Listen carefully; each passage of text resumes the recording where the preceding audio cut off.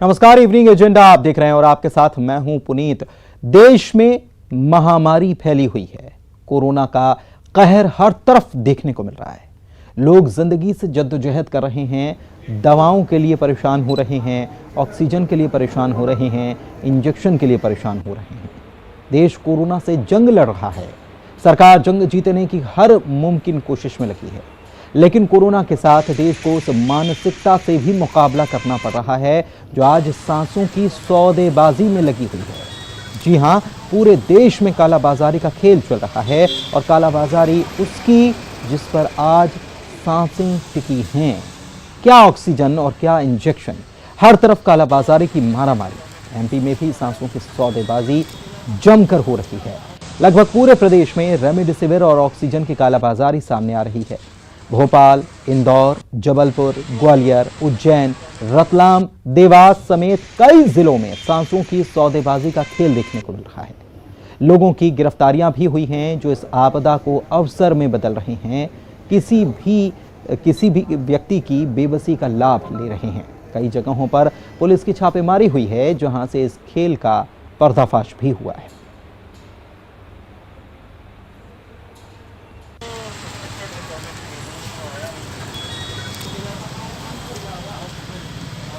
ये crime branch की team और पुलिस की संयुक्त टीम के साथ में गोपनीय जानकारी के आधार पर कि कोई अरविंद एजेंसी है जिसके द्वारा सिलेंडरों को अधिक दाम पर व्यक्तियों को या अन्य अस्पतालों या मरीजों को दिया जा रहा है, ये सूचना के आधार पर क्राइम ब्रांच के द्वारा कार्रवाई की गई है।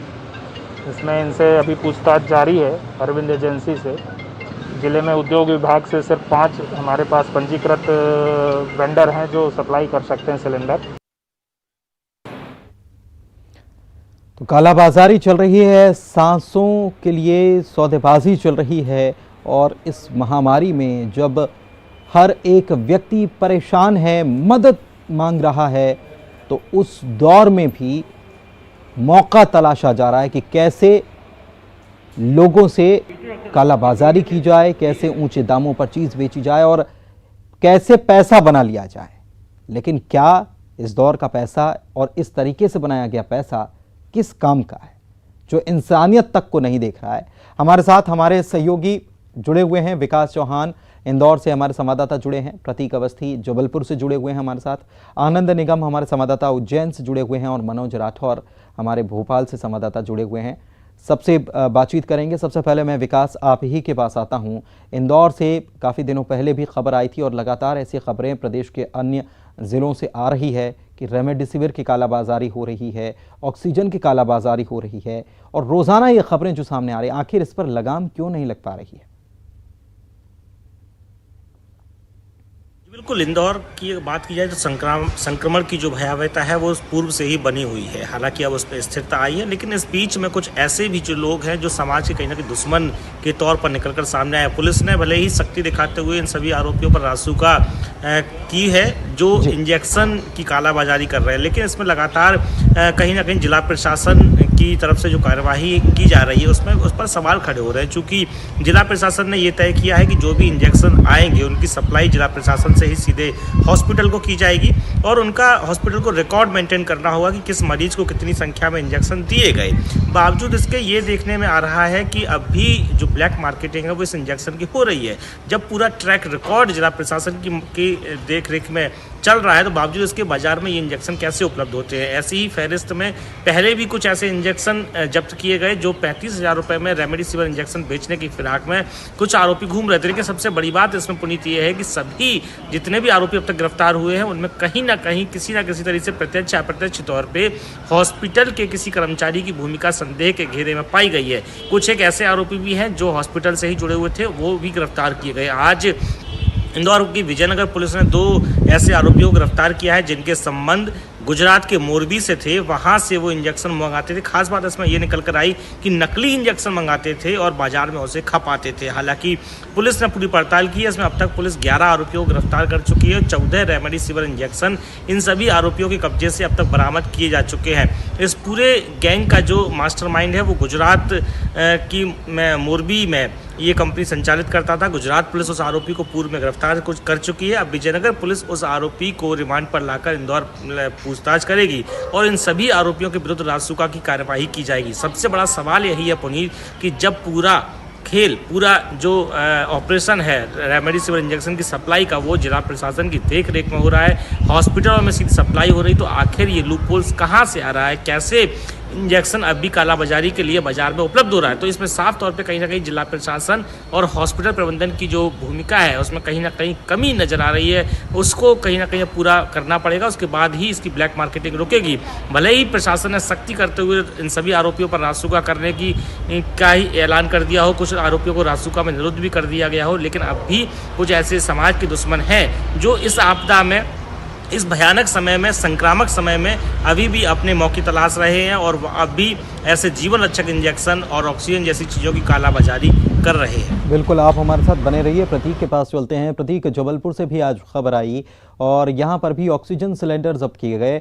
बताया गया कि ये ऑक्सीजन सिलेंडर जो हैं, वैसे तो केवल 5 ही लोग इसके लिए अधिकृत हैं, लेकिन यहाँ पर भी ऑक्सीजन सिलेंडर मिल रहे थे और ये ऑक्सीजन सिलेंडर बाकायदा ऊंचे दामों पर बेचे भी जा रहे थे। बेशक पुनीत, देखिए इस संक्रमण काल में जितना खतरा कोरोना से है उतना ही बड़ा खतरा इन कालाबाजारी करने वाले लोगों से भी बना हुआ है, जो अमूमन कभी इंजेक्शंस तो कभी ऑक्सीजन सिलेंडर्स की कालाबाजारी करते हैं या उन्हें महंगे दामों पर आपदा में अवसर के रूप में कहीं ना कहीं उसका इस्तेमाल कर रहे हैं। आज करीब आधा दर्जन जो ऑक्सीजन सिलेंडर्स हैं वो जब्त किए गए अरविंद एजेंसी नाम की एक दुकान से, जबकि जो प्रशासन के पास सूची है उसमें सिर्फ 5 डिस्ट्रीब्यूटर ही मौजूद हैं। तो बेशक तहसीलदार ने मौके पर ही तमाम जितने भी सिलेंडर्स थे उन्हें जब्त कर लिया है। हमने कल देखा था कि 2 रेमडेसिविर इंजेक्शन की कालाबाजारी अस्पताल के ही कर्मचारी कर रहे थे, जिन्हें गोहलपुर थाना पुलिस ने गिरफ्तार कर लिया। इसके पहले भी हमने देखा था किस प्रकार से 74,000 रुपयों में रेमडेसिविर का सौदा हो रहा था, उसमें एक डिस्ट्रीब्यूटर और एक हॉस्पिटल का जो कर्मचारी है वो शामिल था। तो लूप होल्स जो है वो कहीं ना कहीं सिस्टम में ही मौजूद है और यही वजह है कि रेमडेसिविर और तमाम जो आवश्यक सामग्रियां हैं कोरोना संकट के इस दौर में वो कहीं ना कहीं कालाबाजारियों के हाथ में है और आए दिन ऐसे मामले उजागर हो रहे हैं। ये तो वो मामले हैं पुनीत जो पकड़े जाते हैं, लेकिन अभी भी ये जो गंदा खेल है वो जारी है। जो मजबूरी में जो मरीजों के परिजन होते हैं वो चुपचाप ही इनसे महंगे दामों पे या तो रेमडेसिविर खरीद लेते हैं या फिर ऑक्सीजन सिलेंडर की व्यवस्था करते हैं, क्योंकि वो विवश होते हैं, मजबूर होते हैं। तो एक बड़ा नेटवर्क अभी भी सक्रिय है और प्रशासन को कहीं ना कहीं लगातार कार्रवाइयां ऐसी करती रहनी पड़ेगी ताकि कहीं ना कहीं कुछ बंदिशें लगे। चूंकि हाईकोर्ट के निर्देश कालाबाजारी करने वाले कालाबाजार नहीं है, बल्कि ये इंसानियत के दुश्मन है। इंसानियत के दुश्मन है जो ऐसे वक्त में, जब कई हम खबरें दिखा रहे हैं कि लोग अपनी तरफ से लोगों की मदद के लिए हर प्रकार से हर संभव मदद कर रहे हैं, और ऐसे दौर में ये लोग अपनी जेबें भरने का काम कर रहे हैं। आनंद हमारे संवाददाता उज्जैन से जुड़े हुए हैं, उनके पास भी चलते हैं। आनंद, कल भी उज्जैन से भी खबर आई थी, यहाँ पर भी रेमडेसिविर इंजेक्शन जो है उसकी कालाबाजारी चल रही थी, और हैरानी की बात यह है कि अस्पताल के ही लोग इसमें शामिल हैं। ये उज्जैन से भी खबर आई कि अस्पताल की ही नर्सें इसमें शामिल थी। बिल्कुल, देखिए अगर बात करें यहाँ पर 2 ऐसे बड़े मामले पुलिस ने पकड़े हैं, जिसमें दोनों ही मामलों में जो है अस्पताल की भूमिका साफ तौर पे दिखाई दे रही थी। जिसमें 25 अप्रैल को पहला मामला यहाँ पकड़ाया था, जिसमें बड़ी मात्रा में रेमडेसिविर इंजेक्शन पकड़ाए थे, जो कि अस्पताल के बाहर ही आकर जो अस्पताल के जो यहाँ पर कर्मचारी हैं और मेडिकल स्टूडेंट है वो लोग बेच रहे थे। तब पुलिस ने 8 लोगों को गिरफ्तार किया था। और अब कल की बात करें तो कल भी पुलिस ने यहाँ पर छापेमारी कार्रवाई की। एक बड़ी बात यह कि कल जो कार्रवाई, उसमें सबसे बड़ी बात यह कि जो यहाँ पर पुलिस विभाग का जो एक अधिकारी है, उनकी बहन कोरोना पॉजिटिव हुई थी और वो अपनी बहन के लिए इंजेक्शन तलाश रहे थे। इसी बीच एक आदमी उनके पास आता है और कहता है कि इंजेक्शन वो उपलब्ध करा देगा, लेकिन प्रति इंजेक्शन के नग पर उनको 20,000 रुपए जो है एक्स्ट्रा उनको पे करना होगा। और इसी को लेकर ये पूरा जाल बुना गया। उसके बाद 2 नर्सें जो चरक अस्पताल में जो है रेमडेसिविर इंजेक्शन लाने का काम करती थी। बड़ी बात ये देखिए कि इसमें जब इनसे पूछताछ की गई तो ये भी पता चला कि ये दोनों जो नर्सें हैं, जो इंजेक्शन जो सरकार जो इनको उपलब्ध कराती थी मरीजों को लगाने के लिए, तो जैसे पहला डोज के रूप में अगर उसको देखा जाए तो पहले दिन 2 इंजेक्शन लगते हैं, तब वो उनको 1 इंजेक्शन लगाती थी और 1 इंजेक्शन बचाकर जो है मार्केट में कालाबाजारी करके ये लोग बेचते थे। इसमें एक अन्य लोग के ऊपर एक आदमी और था जो उसकी भूमिका भी हुई। तो टोटल 3 लोगों को फिलहाल पुलिस ने इस पूरे मामले में गिरफ्तार किया। देखिए पुलिस साफ तौर पे दिखाई दे रहा है कि कहीं न कहीं अस्पताल का जो यहाँ पर कर्मचारी हैं उनकी भूमिका सबसे ज्यादा यहाँ पर दिखाई दे रही है। ये वाकई में आनंद बहुत ज्यादा दुखद है।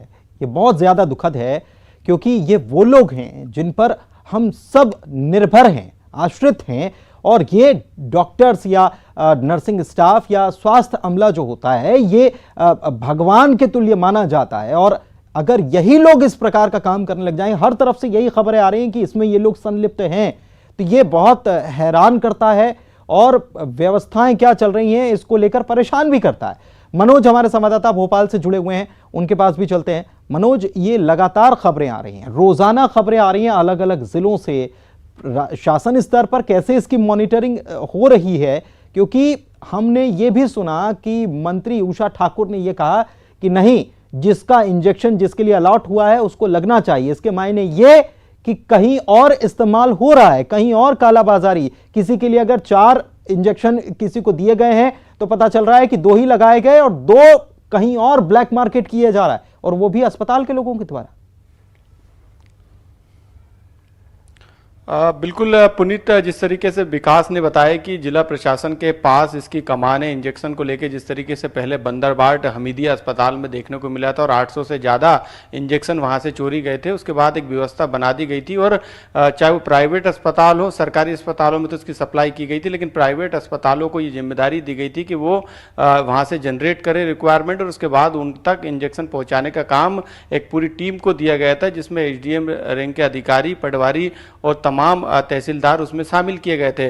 कुछ फार्मा कंपनी थी, उनके पास भी ये इंजेक्शन थे, लेकिन पूरी एक मॉनिटरिंग सिस्टम बना दिया गया था। लेकिन इसके बावजूद भी जो कालाबाजारी है, चाहे इंदौर में, ग्वालियर, जबलपुर या फिर दूसरे जिलों में, वहां पर देखने को मिली। भोपाल में ही कल देर रात को 2 आरोपियों को गिरफ्तार किया। उन्होंने इंजेक्शन किसी दूसरे से खरीदा था। मेडिकल संचालक जो है वो आरोपी था, उसने 19,000 में 2 इंजेक्शन खरीदे थे और उसको 30,000 में बेचने की फिराक में था। हालांकि गांधीनगर पुलिस ने उसको गिरफ्तार करने का काम किया। ये पहला मामला नहीं है राजधानी में, इससे पहले भी कोईफिजा थाने, कोलार थाने, निशातपुर थाने समेत करीब 10 से ज्यादा आरोपियों को गिरफ्तार किया जा चुका है। हालांकि गृह मंत्री नरोत्तम मिश्रा ने पुलिस मुख्यालय में जब बैठक ली थी तो उस दौरान इसको लेकर एक बड़ा फैसला पुलिस मुख्यालय स्तर पर लिया गया था, जिसका ऐलान खुद नरोत्तम मिश्रा ने किया था। उन्होंने कहा था कि इसको लेकर एक टास्क फोर्स का गठन किया जाएगा और टास्क फोर्स का गठन किया जाएगा, बख्शा नहीं जाएगा, रासुका की कार्रवाई की जाएगी, तमाम बातें हो रही हैं। इस बीच सतना से खबर आई थी, रीवा से खबर आई थी, वहां तो ऑक्सीजन के सिलेंडर, 150 ऑक्सीजन के सिलेंडर जो जिला अस्पताल में होने चाहिए थे, वो एक शख्स के घर से बरामद होते हैं। ये खबरें बड़ी हैरान करती हैं और चारों से आपसे एक एक करके मैं ये समझना चाहूंगा कि सरकार की तरफ से यह दावा किया जा रहा है कि रेमडेसिविर इंजेक्शन पर्याप्त मात्रा में मौजूद हैं। सरकार ने एक सिस्टम भी बना दिया है, उसके बावजूद भी इंजेक्शन की कालाबाजारी की गुंजाइश कहां बचती है जब पर्याप्त मात्रा में मौजूद हैं, जब सरकार की तरफ से ही दिए जाने हैं, तो फिर बाहर के मार्केट में उसकी डिमांड कैसे जनरेट हो रही है, कैसे लोग, क्योंकि कालाबाजारी हो रही है तो खरीदार भी मौजूद है, क्यों खरीदार मौजूद है यह मैं समझना चाहूंगा। और साथ ही साथ ऑक्सीजन की भी पर्याप्त मात्रा सरकार का दावा है कि है, तो फिर आखिर क्यों लोग ऑक्सीजन सिलेंडर ऊंचे दामों पर खरीदने के लिए मजबूर हो रहे हैं? क्या व्यवस्थाओं में खामी है? विकास जी बिल्कुल, सबसे पहले अगर बात की जाए जिस प्रकार से दावा किया जा रहा है कि इंजेक्शन और ऑक्सीजन पर्याप्त मात्रा में है, हालांकि अब भी जिला प्रशासन लगातार ये प्रयास कर रहा है कि किसी भी तरीके से जो जिस प्रकार की आवश्यकता है उसकी आपूर्ति प्रॉपर हो जाए। मैं इंजेक्शन की सबसे पहले बात कर लूँ, इस मौजूदा वक्त में 13,000 से अधिक एक्टिव केस शहर में फिलहाल मौजूद हैं।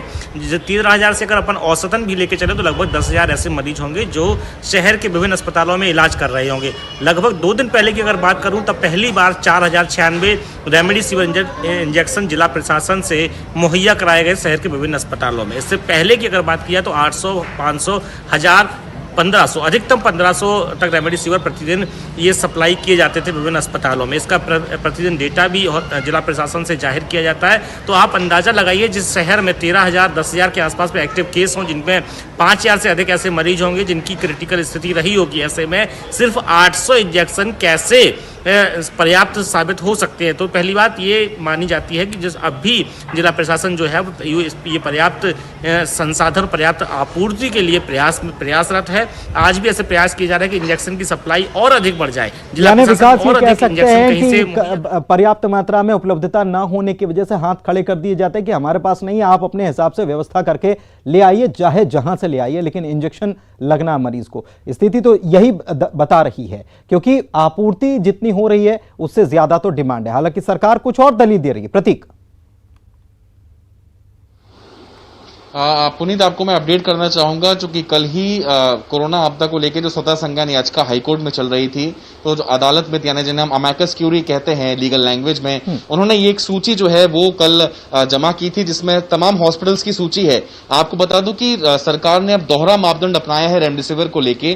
कुछ जो बड़े अस्पताल हैं वो डायरेक्टली निर्माताओं से अब उसकी आपूर्ति कर रहे हैं, जबकि कुछ पर प्रतिबंध लगा हुआ है। जब सरकार हाईकोर्ट के समक्ष ये बात हुई तो हाईकोर्ट ने इस मामले पर सरकार से जवाब तलब किया। ये ऑफिशियल स्टेटमेंट है और खुद सरकार द्वारा जारी सूची में इस बात का जिक्र है कि कुछ जो बड़े अस्पताल हैं वो सीधे निर्माताओं से रेमडेसिविर खरीद रहे हैं, जिसका लेखा जोखा उन संबंधित अस्पताल के पास ही है, जबकि कुछ पर कंट्रोल जिला प्रशासन कर रहा है, जो संबंधित जिले का प्रशासन है। तो ये दोहरा मापदंड है रेमडेसिविर इंजेक्शन को लेकर के, और कुछ ऐसा ही हाल पूरे प्रदेश में है। गुपचुप तरीके से सरकार ने तमाम बड़े अस्पतालों को यह छूट दे दी है कि वे रेमडेसिविर की आपूर्ति डायरेक्टली कर सकते हैं, लेकिन कुछ ऐसे जो छोटे मझोले अस्पताल हैं उन पर प्रतिबंध लगा दिया गया है। इस पेपर भी हाईकोर्ट ने नोटिस करते हुए जवाब सरकार से तलब किया है। तो कहीं ना कहीं हाईकोर्ट में ही कल का जो मामला है उसको लेकर एक बात और भी सामने आई थी। नर्सिंग एसोसिएशन ने भी कहा था कि पहले सरकारी अस्पतालों में ऑक्सीजन की आपूर्ति होती है, बचती है तो फिर निजी अस्पतालों को दी जाती है।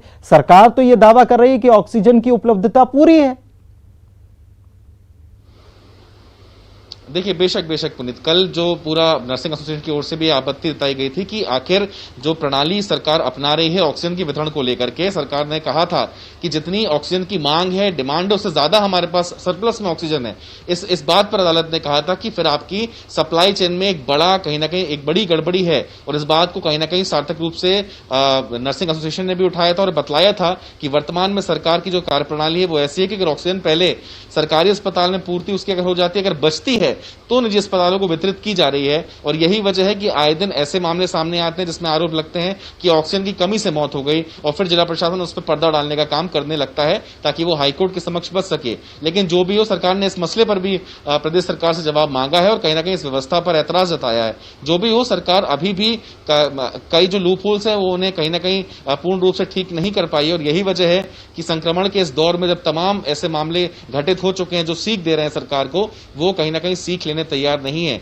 आगे और भयावह दौर है। तीसरी वेव की भी चर्चा कल हाईकोर्ट ने करी है कि आखिर सरकार की क्या तैयारी है थर्ड वेव के लिए। तो अभी अगर सचेत हो जाएं तो ज्यादा बेहतर है। अभी सचेत हो जाएं तो ज्यादा बेहतर है। आनंद, उज्जैन की भी बात करें तो उज्जैन में भी कमोबेश यही बात सामने आ रही है। लोग अगर बाहर जाकर इंजेक्शन खरीद रहे हैं, कालाबाजारी जो कर रहे हैं, उनसे संपर्क कर रहे हैं, इसका मतलब तो यह कि व्यवस्थाओं में बहुत बड़ी खामी है। आप जितने भी दावे सरकार की तरफ से हो रहे हैं कि रेमडेसिविर इंजेक्शन उपलब्ध है, सरकार की तरफ से दिए जा रहे हैं, जिला स्तर पर इसकी मॉनिटरिंग हो रही है, लेकिन सब फेल नजर आ रहा है इसके बाद, ये इन खबरों के सामने आने के बाद। देखिए, इसमें दो सिस्टम में दो बड़ी मुझे अगर दिखाई दे रही है कि दो बड़ी गलतियां उस सिस्टम में दिखाई दे रही है। एक सबसे बड़ी बात यह कि इस दवाई को जो मरीज है और मरीज के परिजन है उसको रामबाण मान के चल रहे हैं। जैसे ही डॉक्टर उनको बताता है कि आपके जो है सीटी स्कैन में इंफेक्शन दिखाई दे रहा है, तुरंत जो है बिना डॉक्टर की सलाह से रेमडेसिविर इंजेक्शन लेने के लिए दौड़ पड़ते हैं। जब वो जाते हैं तो उनको ये कालाबाजारी होने का सबसे बड़ा खतरा उसी समय से शुरू हो जाता है जब लोगों को ये पता पड़ता है कि इनको रेमडेसिविर इंजेक्शन की जरूरत है। दूसरी बात यह कि जब सरकार अस्पतालों में रेमडेसिविर इंजेक्शन पहुंचा रही है तो ऐसे में जब जब डॉक्टरों के पास ये इंजेक्शन पहुंचता है तो एक उनको इस बात का ध्यान रखना चाहिए कि वो इंजेक्शन वहां तक पहुंच तो गया, लेकिन क्या ये इंजेक्शन उन मरीजों को लग चुका है या नहीं लगा है। उज्जैन का मामला अगर आप देखें तो उज्जैन के मामले में 2 इंजेक्शन लगने थे एक मरीज को, लेकिन एक इंजेक्शन लगाया और दूसरा बाहर आ गया। ये सबसे बड़ी खामी इस पूरे सिस्टम में दिखाई दे रही है। अगर ये सुधर जाता है, ये दोनों ही बात सुधर जाती है, क्योंकि परिजनों को भी समझना होगा कि ये रामबाण दवाई नहीं है, डॉक्टर जब तक नहीं लिखे तब तक आप पूरा मार्केट तलाश नहीं करेंगे। दूसरा, जो प्रशासन है, प्रशासन उपलब्ध करवा रहा है। एक बात और इसमें मैं आपको ये कहना चाहूंगा कि जब डॉक्टर जैसे ही रेमडेसिविर इंजेक्शन को लिखते हैं तो ये एक प्रक्रिया के तहत जो है प्रशासनिक अधिकारियों के पास जाती है डिमांड, और उसके बाद वो व्यवस्था करते हैं। हालांकि व्यवस्था करने में 1 या 2 दिन का समय लग रहा है उज्जैन की अगर बात की जाए तो। इस 2 दिन के समय को जो है इंतजार नहीं करते परिजन, और वो खुद भी डॉक्टर और अन्य जगहों पर इसको तलाशना शुरू कर देते हैं। हाँ, तो ये 2 खामियां आपने बताई। मनोज के पास चलते हैं। मनोज, शासन स्तर पर लगातार ये निश्चित रूप से इसकी मॉनिटरिंग हो रही होगी, लेकिन पूरे तौर पर अपने कंट्रोल में सरकार क्यों नहीं इसका डिस्ट्रीब्यूशन ले लेती है, ताकि किसी प्रकार की न कालाबाजारी ऑक्सीजन की हो, ना ही इंजेक्शन की हो? पुनीत, बिल्कुल, क्योंकि मध्य प्रदेश की राजधानी भोपाल में पूरा पावर सिस्टम यहीं से जनरेट होता है हर जिले के लिए, लेकिन यदि यहीं पर इस तरीके की घटनाएं सामने आएगी तो सवाल जरूर खड़े होते हैं, क्योंकि लगातार सरकार पर इस बात को लेकर सवाल खड़े हुए थे कि उन्होंने जो स्वास्थ्य सुविधाएं हैं, जो पहले उनको तैयारियां करनी थी, वो नहीं की गई। हालांकि हालात को अब काबू में करने की कोशिश लगातार सरकार के द्वारा की जा रही, लेकिन लगातार ऑक्सीजन के लिहाज से जिस तरीके की कमी पूरे मध्य प्रदेश में देखी गई थी, उस लिहाज से पूरा सिस्टम फेल साबित हुआ था। हालांकि दवाओं की सुविधाओं की बात करें तो रेमडेसिविर इंजेक्शन का नाम जिस तरीके से लिया जा रहा है, उसके बाद इसकी जरूरत को, उसकी डिमांड को पूरा करने का काम सरकार ने किया था, लेकिन जो सिस्टम आगे उन मरीजों तक इंजेक्शन पहुंचाने का काम करता है, वो कहीं ना कहीं फेल साबित हुआ, और जो जरूरतमंद है उन तक वो इंजेक्शन, वो दवाएं अभी भी नहीं पहुंच पा रही। यही कारण है कि इस तरीके की कालाबाजारी को लगातार बढ़ावा दिया जा रहा है, और इस तरीके के गोरख धंधे से जुड़े लोग अभी भी सक्रिय। राजधानी भोपाल में कई ऐसी घटनाएं हुई हैं जिसके बाद लगातार ये प्रयास किया गया कि उन अस्पतालों में भी जो है इंजेक्शन की सप्लाई की जाए, लेकिन सरकार को इस पर बैठकर पूरा एक प्लान तैयार किया जाना चाहिए। सरकार को चाहिए कि इस पर एक प्लान तैयार करे। बहुत बहुत शुक्रिया आप चारों का हमारे साथ जुड़ने के लिए और ये ग्राउंड रिपोर्ट देने के लिए। तो स्थिति आप समझ सकते हैं, सरकार की तरफ से कहा जा रहा है कि रेमडेसिविर इंजेक्शन पर्याप्त मात्रा में है, ऑक्सीजन पर्याप्त मात्रा में है। यह भी कहा जा रहा है कि लोग खुद ही खरीद रहे हैं। लोग कैसे खुद खरीद रहे हैं? अगर सरकार अपने पास पूरा कंट्रोल रख ले और किसी, जब तक अस्पताल में मरीज भर्ती नहीं होता, जब तक उसको डॉक्टर नहीं लिखता कि उसे इंजेक्शन की जरूरत है, कैसे बाजार में आ जा रहा है, कैसे डिमांड जनरेट हो जा रही है बाजार में, यह बहुत बड़ा सवाल है। और काला बाजारी के पीछे यह सवाल भी खड़ा हुआ है। इसके लिए इस पर विचार करना बहुत जरूरी है। वक्त एक ब्रेक का है। ब्रेक के बाद आपका स्वागत है और रायपुर से बड़ी खबर आपको बता रहे हैं, जहां पर सीएम भूपेश बघेल ने समीक्षा बैठक की है। कोरोना संक्रमण पर यह समीक्षा बैठक वर्चुअल तरीके से की जा रही है। जिले के प्रभारी मंत्री के साथ ये बैठक हो रही है। बैठक में जिले के अधिकारी भी शामिल हैं और रोकथाम और बचाव के उपायों पर इस बैठक में चर्चा हो रही है। विधानसभा अध्यक्ष डॉक्टर चरणदास महंत भी इस बैठक में शामिल हैं। इसके अलावा मुख्य सचिव अमिताभ जैन, प्रमुख सचिव स्वास्थ्य डॉक्टर आलोक शुक्ला समेत प्रदेश के ज्यादा संक्रमण वाले 9 जिलों बिलासपुर, कोरबा, रायगढ़, जशपुर, बलौदाबाजार, भाटापारा, गौरेला, पेंड्रा, मरवाही, मुंगेली, जांजगीर चांपा और कांकेर के वरिष्ठ अधिकारी भी इस बैठक में मौजूद हैं।